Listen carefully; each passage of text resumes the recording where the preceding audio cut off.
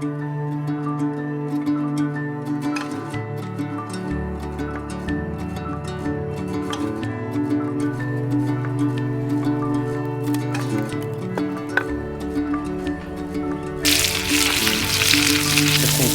bit longer. I'm essentially looking for something called the hazel tree. Great example. So the hazel tree, as you've probably guessed from the name, is what gives us the hazelnut. Okay, so the hazelnut comes from here, and typically in the UK, through thousands of years of coppicing, most of these are going to grow on what's called a stool. Think about how a stool is in your kitchen. Okay, that's basically the other way up, and it's classed as a stool, and it gives us lots and lots of good straight growth and rods of different diameters. Now for us today, we're going to be doing a bit of cooking and making skewers, so I probably don't want something that's good enough for bed slats or something that's good enough for pot hangers. I'm going to be wanting to go for my much smaller diameter stuff, but not so small that it's young and whippy like this sunshoot, okay? But this would be much more useful for making a withy, which is natural cordage, and we'll be definitely doing a video on all this stuff very, very soon. Today I'm in fact after a slightly more mature sunshoot. Something like this one here would be ideal. Now it's very important that when we take this out, we do it in a respectful manner that's actually going to promote the health of the stool, because this is a resource that I can come back to time and time again and harvest out, taking what I need. I'm going to use my little Laplander folding saw here. Now when I look down at the base, you can see that where it goes from sort of the thick base of the tree into the thin part of this young rod, there's sort of like a midway point, okay? And it's a bit like your neck coming off your shoulders, and that's called the collar. And it's in the root collar that this branch is holding all of its energy. If we were to flush cut this, flush against the trunk, okay, it's going to struggle, and we've essentially taken away that energy to reproduce another branch or branches. So we always want to come just off of that. So I'm going to come just above here, okay, so it's got enough energy to reproduce. And I'm just going to very quickly take this one off. So now that I've got this this decent section of young growth from this hazel, what I'm now going to do is just take off all these outside edges. So first thing I'm going to do is make my tool safe, okay? So I'm going to close that down if I can. Use one hand or two hands. And the next thing I'm going to do is I'm going to want to remove all of this leafy growth. So this is called snedding. So I'll place it over to one side, same side as I'm dominant with the knife, okay? And I'm always working behind myself. This is another key safety aspect. And I'm just literally going to use the belly of the blade just to nip off, just rotate this round, just nip off the pieces I don't want. Okay, and I probably don't want this top bit, so I'll just take that off as well. This is going to come back to camp with me, and we're going to do a little bit of work on making this ready for food preparation.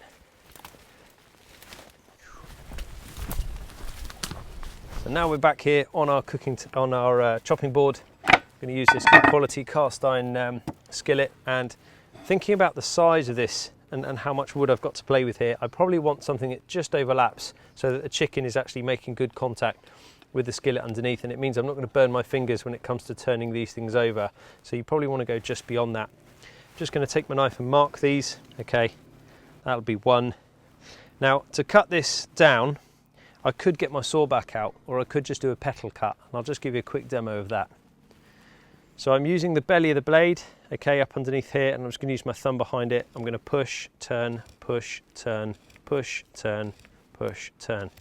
It's a great way to cut down that sort of awkward sized diameter stick where you can't just drive through in one go, but and equally it's a bit small for your knife. But can you see that looks almost like a rose petal inside there?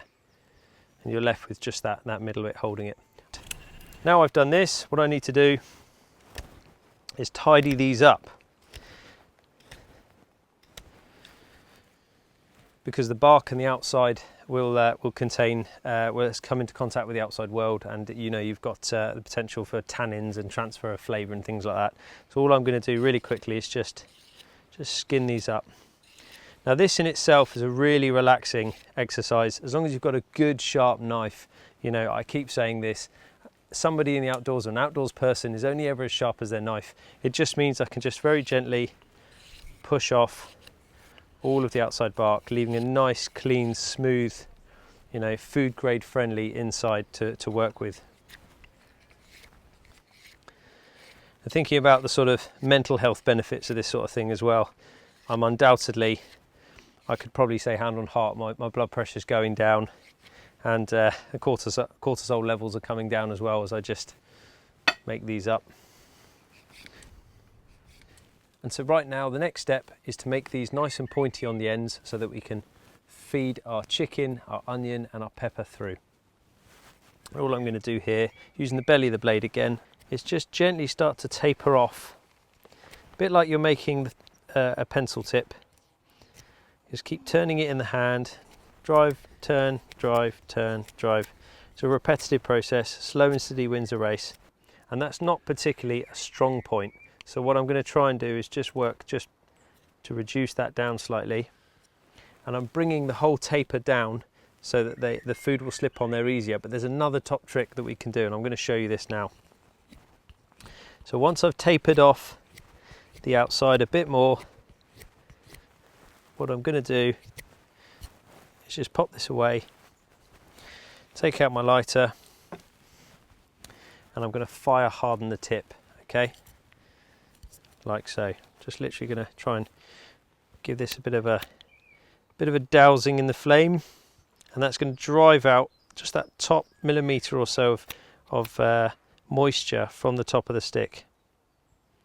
Okay, cool. That really is quite sharp. I've done the same on the other side of this one, so this one's pretty much done. We'll just lay this one in here, and it's over to the next one. Repeat that process until all your skewers are exactly the same. This would be a good point to show you another technique with the knife. So if you find you're struggling just pushing off pieces from that side, using the same muscles again and again, try turning the knife in your hand so that the blade is in line with your knuckles, coming up here tight, call this one the chicken wing, okay, placing the belly of the blade again in here, and now this time using the muscles in your back as they contract, pull off nice big pieces, okay. It's a very good, powerful, safe cut, okay, so you're working away from yourself. You're not looking down at the knife like this, you're working away from yourself, thus giving it the chicken wing. And you can be just as accurate with this method with a bit of practice. Okay, so I've got a good point on here.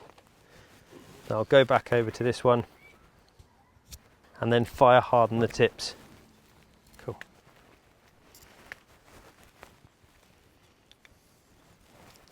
Got my back to the wind. Bit of a no-brainer, but needs to be said. Got my back to the wind as I try to get the lighter to fire harden the tip. Another good quality about wearing a wool jumper is I'm not worrying about setting fire to what I'm wearing. Okay, some of the latest tech fibres out there aren't very good when it comes to working near a flame. Okay, I'd say that's pretty much fire hardened. I'm going to repeat that process again until all of them are done. So what we've got here essentially now, as I've got my chicken breasts, got some oil, big healthy knob of butter, a couple of peppers, some onions, a little cast iron skillet, our secret HVB Woosman rub, our proprietary blend of herbs and spices I can never possibly divulge, and the spatula I knocked up yesterday whilst we were doing something equally interesting. Daddy cooking. Hello, my boy. Yeah. Daddy's been sharpening sticks to cook the chicken. Exciting. You're going to watch how? Here we go then. Right, straight into our prep then. And I'm going to use my favourite little camping chef's knife again, so that's going to come out. You're going to watch from here. And we'll probably start with the veg and then we'll do the chicken last. So all I'm going to do is just top and tail these onions. Okay, and it's quite important when you're doing this that you keep your veg chunky. The problem you're always going to have is because the diameter of this stuff, when it goes through, sometimes it splits apart. So make sure you've taken off that outer edge as well. And just give these a quick peel. Get rid of that underneath here. Okay, so I'm literally just going to cut this one down into maybe, we'll try that and see how we get on to start with. If we're really lucky, we might be able to get 2 out of that one.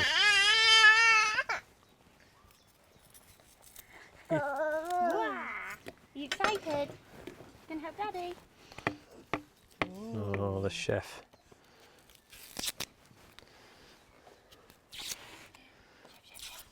What's Daddy doing? I'm peeling the onions. I'm peeling the onions. Yummy. Just keep putting these underneath here. Onion. Up, up, up, up, up. So in half again, and then if you can, you could probably try and get maybe a couple of bits out of each one. Yummy, yummy, yummy.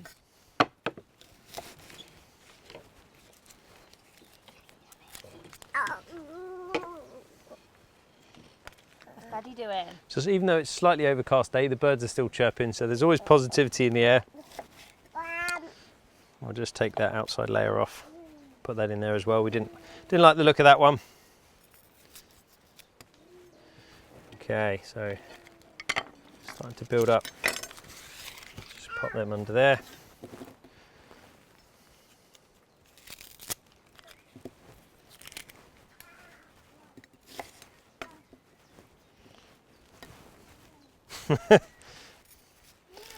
He's working up an appetite. You can see that's what he's doing right now.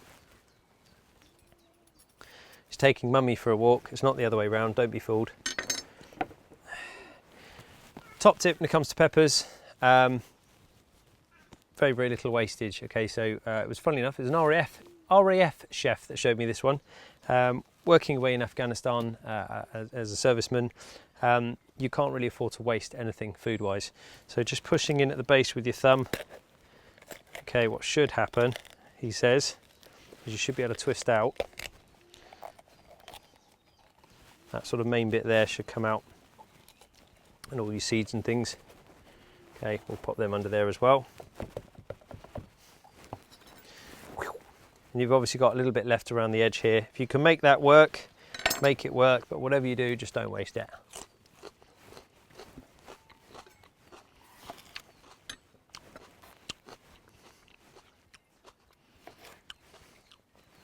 So we're only doing 3 of these, aren't we? So see how we get on with that.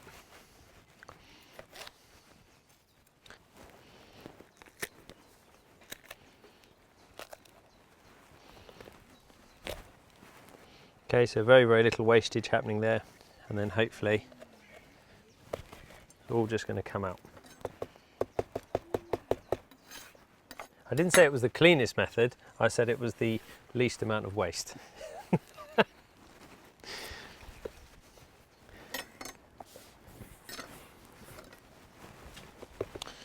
Okay, same sort of thing again, keeping it nice and chunky.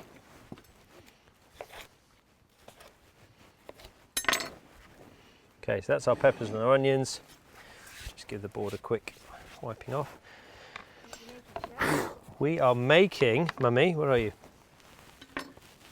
Come on then, Finley. Vegetables. Yum.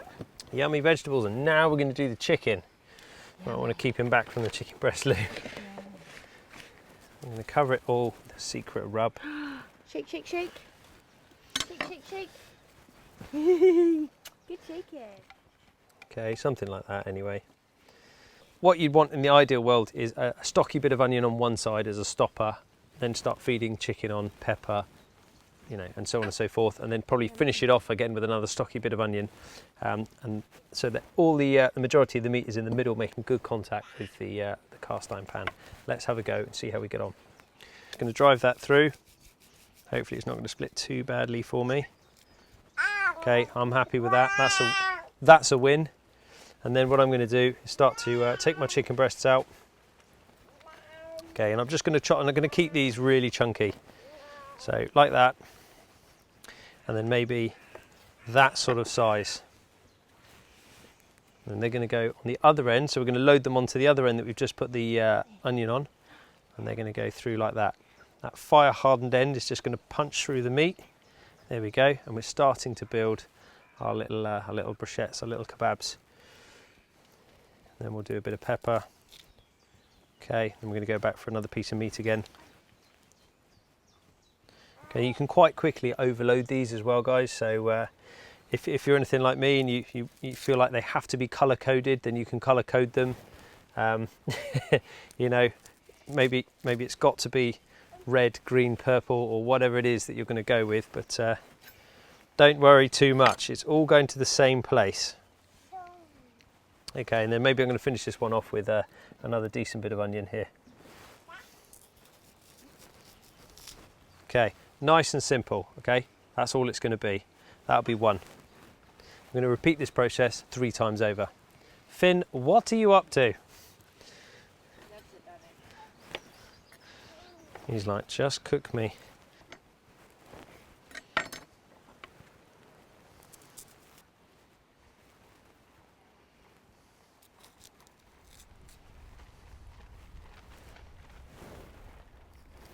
Something like that.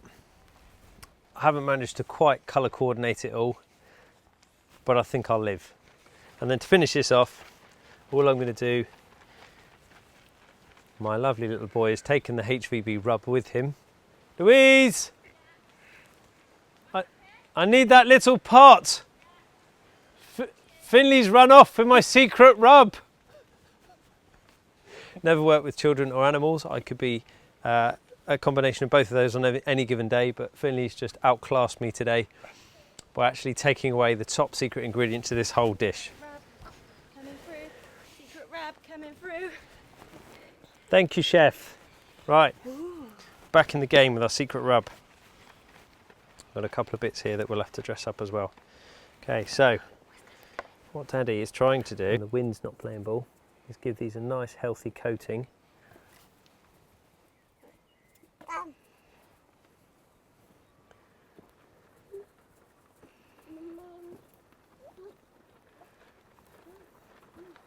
Nice bit of generous seasoning there. We'll do this last one.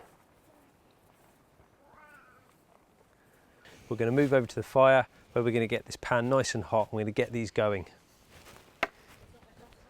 I remember.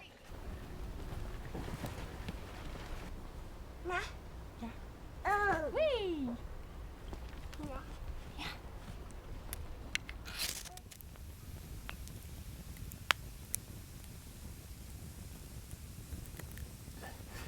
Okay. Going to lay this on here, get this nice and hot. Then the oil's going to go on once it's really going, and finally we're going to put on the kebabs. The safety with these things is because the whole thing is one single piece of cast iron, the handle is invariably going to get very hot. So be fully prepared, have a good set of leather gloves on you, or fireproof gloves to try and retrieve that pan afterwards.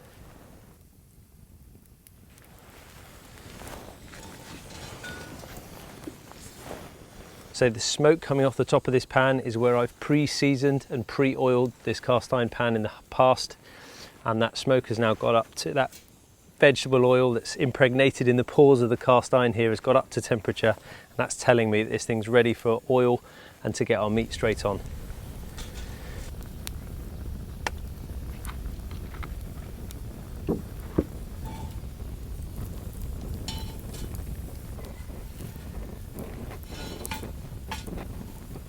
How do I get this to sit level? That's better.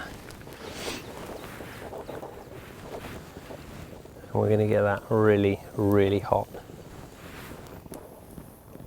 And sometimes if you look across the top of the pan, you'll almost see a bit of a blue haze just before it's reaching its combustion point. If you take it too much further, the whole pan goes up. Just looking across the top there.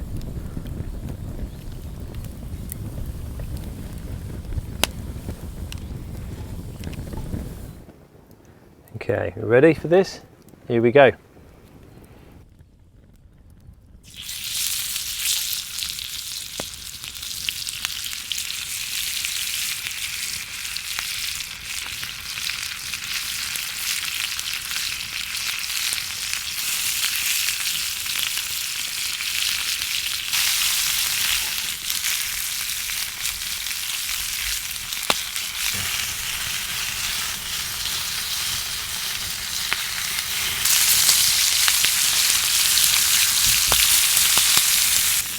Keep it turning.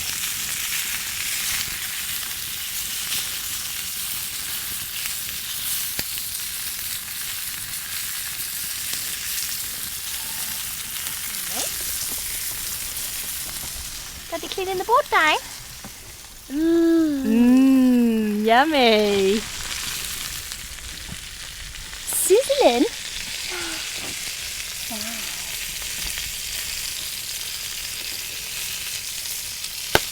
Oops, falling apart.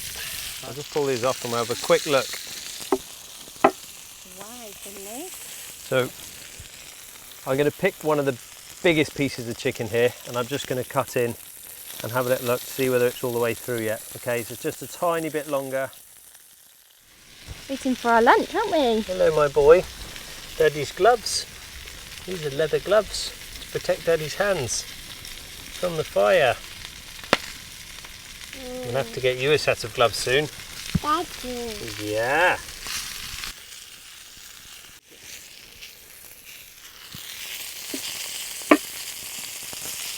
What's this then? What's Daddy made? What is it? Ooh. Ooh. Do you want Right. to try some? Gonna have to cool it down a bit. We'll cool it down and then Finley can try some. Is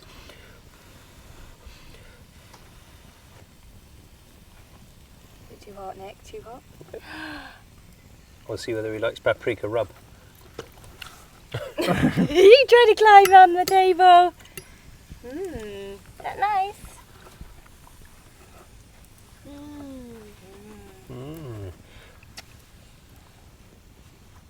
Gentle. Oh, Doesn't like that. not sure about the pepper. So we like chicken. Bit of chicken, Finley? Didn't like the pepper? It's probably the paprika rub. Just make sure. Yeah, you like? His mouth's watering. Mmm. His mouth's watering. Oh my god.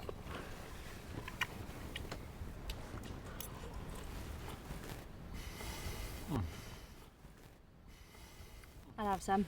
You just can't beat that char grilled flavour. What do you think, Mummy? Oh my gosh. Well, don't act surprised. It's really nice.